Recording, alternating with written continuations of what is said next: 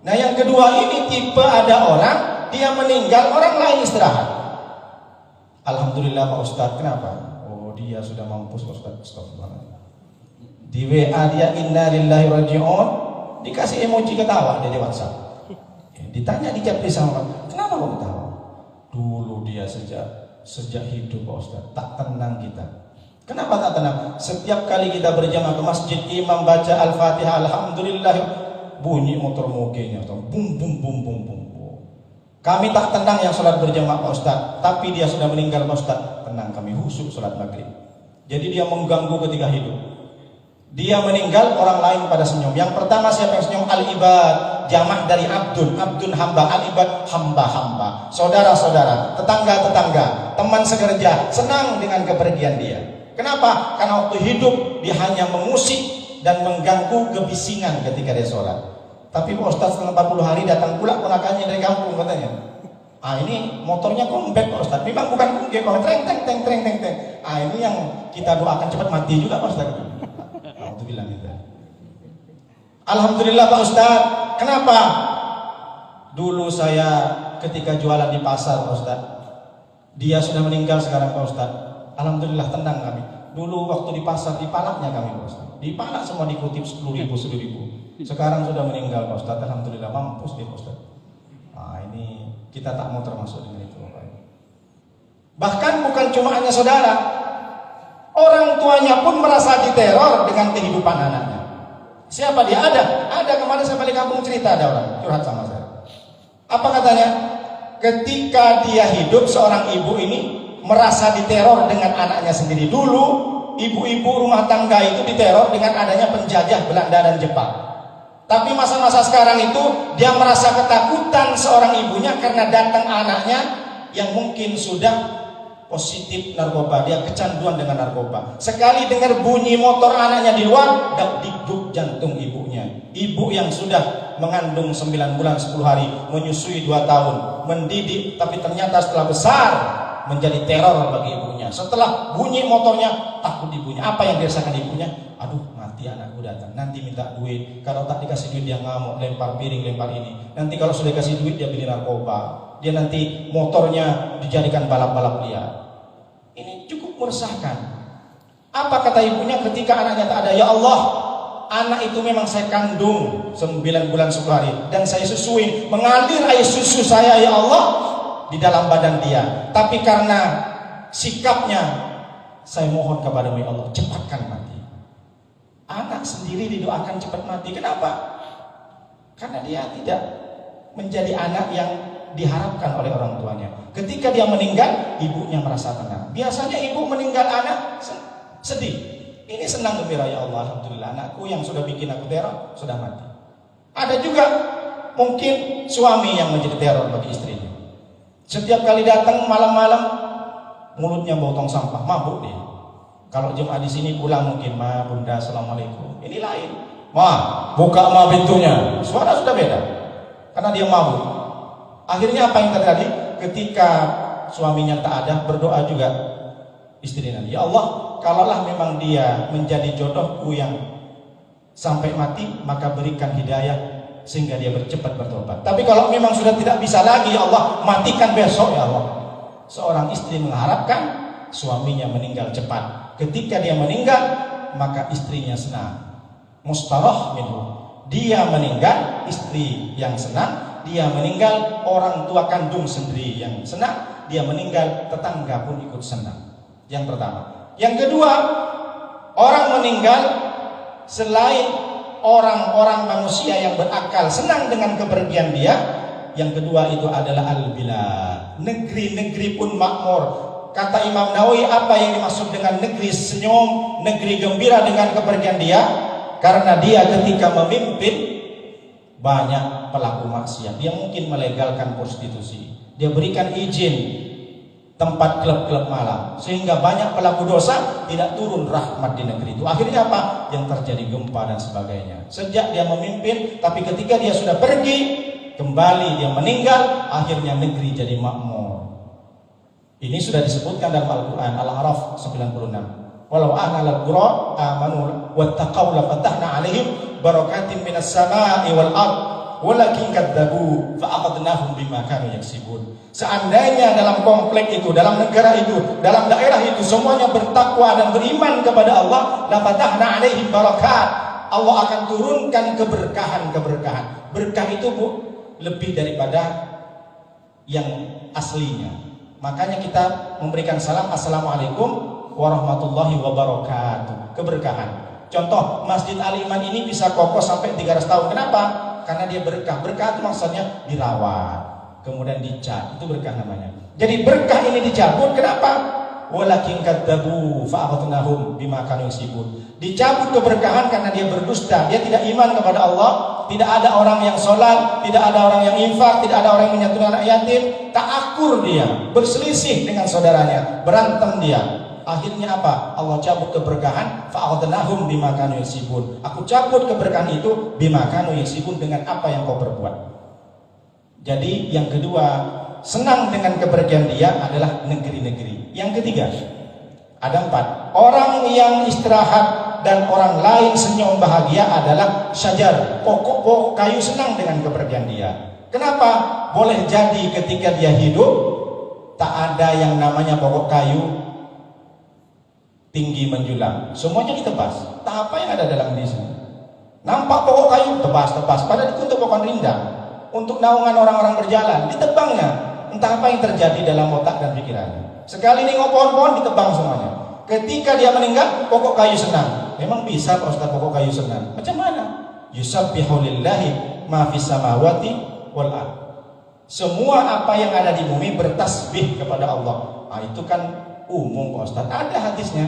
Makanya Nabi mengatakan, man qada'a sidratan sawwaballahu ra'sahu finnar. Barang siapa yang memotong pohon bidara, di mana pohon bidara itu dijadikan pohon rindang di jalan, tapi dia potong tanpa alasan, maka sawwaballahu ra'sahu finnar. Allah sungkurkan kepalanya ke neraka. Hadisnya sahih. Ini agak ngeri-ngeri sedap nengok ini. Padahal motong kayu saja kita sungkurkan kepala kita di neraka. Makanya ada orang tak percaya memang bisa ngomong bawa kayu. Ngomong semuanya bertasbih kepada Allah. Ada hadis satu ketika Nabi berjalan min hitunil Madinah, berjalan di kebun Madinah. Kebun Madinah tempatnya makam-makam, istilahnya TPU, tempat pemakan umum. Lalu kemudian Nabi setelah melewati itu mendengar sami'ah sautan insana ini fi kuburihima yu'adzabani. Jadi kata Nabi, saya mendengar dari kubur ini, ada 2 kubur dilewati oleh Nabi, ada sahabat juga banyak beriringan. 2 kubur ini berteriak karena disiksa di dalam. Nauzubillah min dzalik. Tapi herannya kata Nabi, wa ma yu'adzabani fi kabir. Dia disiksa bukan karena dosa besar, bukan karena durhaka, bukan karena berzina, bukan karena membunuh, bukan karena mencuri, bukan karena menipu orang, tidak. Dosanya bukan dosa, bukan karena syirik kepada Allah, dosa kecil. Heran sahabat. Wa ma yu'adzabani fi kabirin. Betul Rasulullah, dia disiksa di kubur sampai teriak kedengaran Rasulullah bukan karena dosa kecil. Lalu dosa apa ya Rasulullah? Maka Rasulullah menjawab, kana ahaduhuma, salah satu di antara mereka itu la yastabri'u min baulihi, tidak membersihkan kencingnya. Mohon maaf, kencing tak cebok. Yang kedua, wa yumsi bin namimah, berjalan di muka bumi hanya mengadu domba. Berjalan dari blok A, blok B, blok C sampai blok Z, diadu domba orang. Orang berkelahi gara-gara mulut dia. 2 dosa ini disiksa oleh Allah dari saking pediknya siksa di kubur ini sampai kedengaran sampai keluar. Hanya dosanya 2. Pertama, kencing tak jebok, hati-hati Bapak Ibu. Biasanya kalau di sini enggak. Orang-orang di mall itu biasanya kan kencing masuk, kan biasa kalau mall itu tempat kencing. Habis itu sholat, mana bisa sah sholatnya? Tak cebok seperti itu. Cuma digini-giniin. Makanya hati-hati, waspada. Kalau kita mau sholat, kita siapkan baju yang bersih, ganti semuanya untuk menghindari kewaswasan. Tapi kita jangan terlalu was-was sebagaimana yang sudah saya sampaikan hadis kemarin. Dak mayuribu kailah malah yuribu. Jadi yang pertama itu disiksa oleh Rasulullah karena kencing tak cebok. Yang kedua karena mengadu domba. Orang semuanya berkelahi gara-gara dia. Lalu kemudian Rasulullah summa da'a bi jalidatin. Rasulullah menyuruh kepada sahabat, coba ambil kamu 1 pelepah kurma. Nah, diambil 1 pelepah kurma, kemudian fakassaraha kisratain. Nabi membelah menjadi 2. Fa wada'a ala kulli qabrin kisratan. Nabi 1 pelepah kurma yang sudah dibelah ditancapkan di 1 kubur yang satu dan 1 ditancap. Maka sahabat bertanya, lima fa'alta ya hadza Rasulullah? Ngapain Rasulullah buat seperti ini? Ambil pelepah kurma, ditancap. Pelepah kurmanya masih hijau, jadi masih hidup. Maka Nabi menjawab, la'allahu ayyukhaffafa ayyu'adzabani ma lam yaibasa. Kata Nabi, mudah-mudahan ahli kubur dua ini aku tancapkan pelepah kurma agar dosanya diringankan oleh Allah. Malam yaibasa, selama pelepah kurma ini tidak kering. Jadi Bapak Ibu, apa maknanya? Apa hubungannya pelepah kurma dengan pokok kayu yang bisa berbicara? Selama daun-daun, ranting-ranting, meskipun dia sudah terpisah dari pohonnya, selama dia tidak kering, dia bertasbih kepada Allah, sehingga meringankan siksaan kubur. Makanya kalau kita ke kuburan, yang penting kita jangan menuhankan kuburan. Kita kuburan, kita kasih bunga yang masih hidup, yang masih segar, atau kita tancapkan apapun daun-daun, dia bertasbih. Jangan pula dibilang bid'ah. Nanti bid'ah, nggak ada hadisnya. Ini ada hadisnya. Jadi kita nabur bunga, nabur daun saja minimal. Selama daun itu masih hidup, dia bertasbih. Artinya apa? Malu kita kepada Allah kalau kita nggak mau bertasbih. Pokok kayu saja tak berhenti bertasbih. Subhanallah wa bihamdi, subhanallahil azim. Ini hadisnya. Jadi kita kalau nggak mau bertasbih, nggak berzikir kepada Allah, malu kita. Sementara pokok kayu yang bergoyang, pokok kayu yang sudah jatuh pun selama belum kering, bertasbih kepada Allah. Jadi pokok kayu ini bahagia, dia senang, gembira dengan orang yang sudah meninggal itu. Kenapa? Karena ketika orang itu hidup, ketika dia masih hidup, semua pokok kayu semuanya ditebas, tak ada pokok kayu yang hidup. Yang terakhir, orang istirahat senang dengan kepergian dia, yang lain istirahat. Orang meninggal, orang lain istirahat. Siapa itu? Ad-dawab, hewan-hewan pun ikut senang dengan kepergian dia. Kenapa? Boleh jadi ketika hidup, sekali dia masuk hutan, nengok sarang lebah, nengok sarang semut, padahal semut itu tak ganggu, diambillah obor, dibakar semua. Setiap kali nengok tikus, dihantam semua. Ya, bukan berarti tak boleh nangkap tikus, silahkan, tapi jangan menyiksa. Nengok lalat pun bukan cuma dimatikan, diambil sayangnya, mati. Nanti kau kasih tahu lah sama temannya, ya, ku siksa. Kalau memang mau mati, mati sekali saja. Nyamuk pun begitu, jangan disiksa. Sekali nengok semut di rumahnya, dihabisi, dibakar, mati kok semut. Masuk ke hutan pun juga begitu. Jadi hewan-hewan pun merasa senang karena kepergian dia. Emang hewan bisa ngomong? Bisa. Kalau kita tak percaya hewan itu bisa ngomong, kita berarti ingkar, murtad. Fatabassama dhahika min qawliha. Ingkar satu ayat dalam Al-Quran berarti kita murtad. Kenapa? Suatu ketika Nabi Sulaiman senyum dengan teriakan senyum, semut. Apa kata semutnya? Ya ayyuhan namluh udhulu masakinakum la yahtimannakum Sulaiman wa junuduh. Hei para semut-semut, cepat masuk. Masih 50 km padahal, masih lama, masih jauh. Tapi Nabi Sulaiman sudah dengar. Makanya Nabi Sulaiman fatabassama dhahika min qawliha. Nabi Sulaiman senyum dengan ucapan si semut. Para semut, kata ratunya. Di situ disebutkan an-namlatu, berarti perempuan semutnya, betina dia, ratu dia. Segera masuk kalian ke sarang-sarang, karena ada Sulaiman dan serdalunya. Nanti kalian ya yahtimannakum, diinjak nanti kalian. Jadi semut-semut pun berbicara, cuma kita aja yang tak bisa. Nabi Sulaiman yang bisa mendengar semut-semut dan hewan-hewan yang lain. Jadi merasa hewan itu senang dengan kepergian dia. Ketika sudah meninggal bapak tuh, langsunglah diambil kuncinya oleh istrinya, dibuka semua sangkar-sangkar burung di rumahnya. Dulu ketika dia hidup asik, nak dilombakan, nak dititipan senter burungnya. Ketika bunyi pagi-pagi, tengok Ustaz, merdu. Padahal burung itu teriakannya kawin, kawin. Kata si yang punya burung tuh Ustaz, suaranya melengking. Padahal artinya kawin, dia minta kawin. Sekali dibuka dia terbang dia, burung beok itu. Dicarilah, kok nggak ada yang ngambilin aku.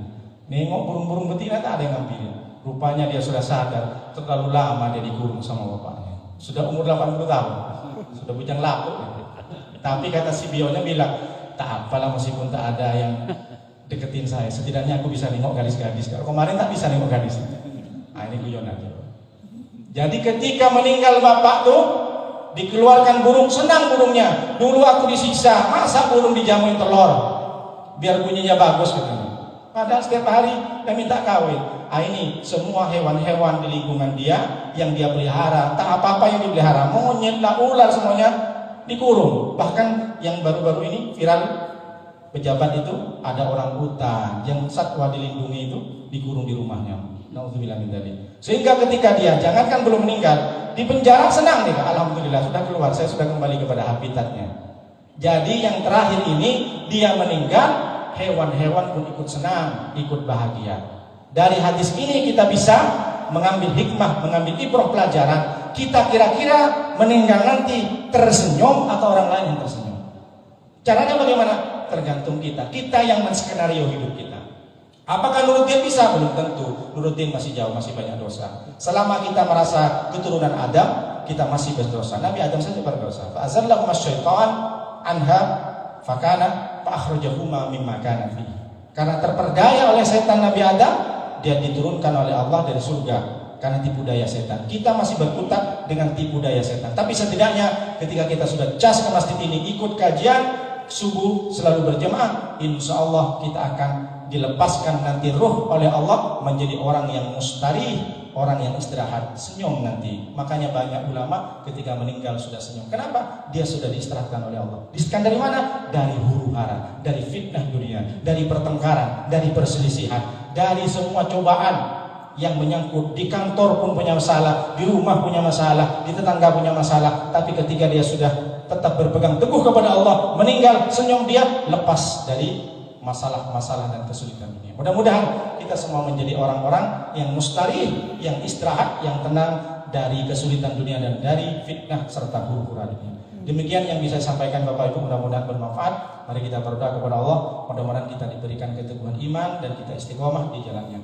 Bismillahirrahmanirrahim. Alhamdulillahirabbil alamin wassalatu wassalamu ala asrofil anbiya wal mursalin wa ala alihi washabbihi ajmain hamdan syakirin hamdan na'imin hamdan yuwafi ni'maka fi mazidan. Ya Rabbana lakal hamdu kama yanbaghi li jalalika wa 'azimika. Allahumma hina bil iman wa amitna bil iman wa syurna bil iman wa dakhilna mal iman. Allahumma arina al-haqqa haqqan warzuqna ittiba'ah wa arina al-batila batila warzuqna ijtinabah. Allahumma yassir wa la tu'assir sahil umurana murdin dunya wal akhirah. Bismillahirrahmanirrahim. Masmi fil ardi wa la fis samai wa samiul alim. Hasbunallahu wa ni'mal wakil, ni'mal maula wa ni'man nasir, wa la haula wa la quwwata illa billahil aliyyil azim. Rabbana atina fid dunya hasanah wa fil akhirati hasanah wa qina adzabannar. Subhanaka rabbika rabbil izzati amma yasifun wa salamun alal mursalin walhamdulillahi rabbil alamin. Al-Fatihah. A'udzubillahi minasyaitonir rajim. Alhamdulillahi rabbil alamin. Ar-Rahmanir Rahim. Maliki yaumiddin. Iyyaka na'budu wa iyyaka nasta'in. Demikian Bapak Ibu, mohon maaf kalau ada kata-kata tersinggung dan terima kasih atas segala perhatian. Mohon maaf atas segala kekurangan. Hadanallahu ilaikum ila thariqil mustaqim. Wassalamualaikum warahmatullahi wabarakatuh. Waalaikumsalam warahmatullahi wabarakatuh. Alhamdulillahirabbil alamin. Kajian subuh hari ini telah selesai. Mari kita tutup dengan doa kafaratul majelis. Subhanakallahumma wa bihamdika asyhadu an la ilaha illa anta astaghfiruka wa atubu ilaik. Assalamualaikum warahmatullahi wabarakatuh.